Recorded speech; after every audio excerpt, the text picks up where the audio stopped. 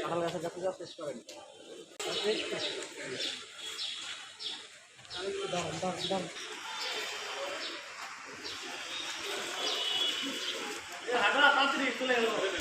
ধন্যবাদ। আপনারা জানেন যে বগুড়া শহরের উত্তর চালপাড়া এলাকার মেহেদী হাসান হৃদয় ওরফে হৃদয় ব্যাপারী, সে একজন চিহ্নিত সন্ত্রাস। সে বিগত ক্ষমতাসীন দলের প্রভাবশালী নেতা, বগুড়া শহরের যুবলীগের সভাপতি লিটন পোদ্দারের বিশ্বস্ত সহযোগী হিসেবে এবং তৎকালীন সরকারের ক্ষমতাসীন প্রভাবশালী নেতাদের ছত্রছায়ায় উত্তর চালপাড়া এলাকাতে সে একটি সন্ত্রাসী বাহিনী গড়ে তোলে। এই সন্ত্রাসী বাহিনীর দ্বারা সে উক্ত এলাকায় চাঁদাবাজি, খুন, জমি দখল সহ বিভিন্ন অপরাধমূলক কর্মকাণ্ড পরিচালনা করে আসছিল।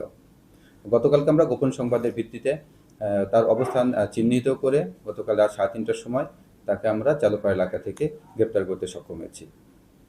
আমরা তার পিসিপিআর পর্যালোচনা করে দেখেছি, ইতিপূর্বে তার বিরুদ্ধে হত্যা, ডাকাতি প্রস্তুতি, চাঁদাবাজি সহ হত্যা চেষ্টা সহ প্রায় 10টির অধিক মামলা বিজ্ঞ আদালতে বিচারাধীন আছে।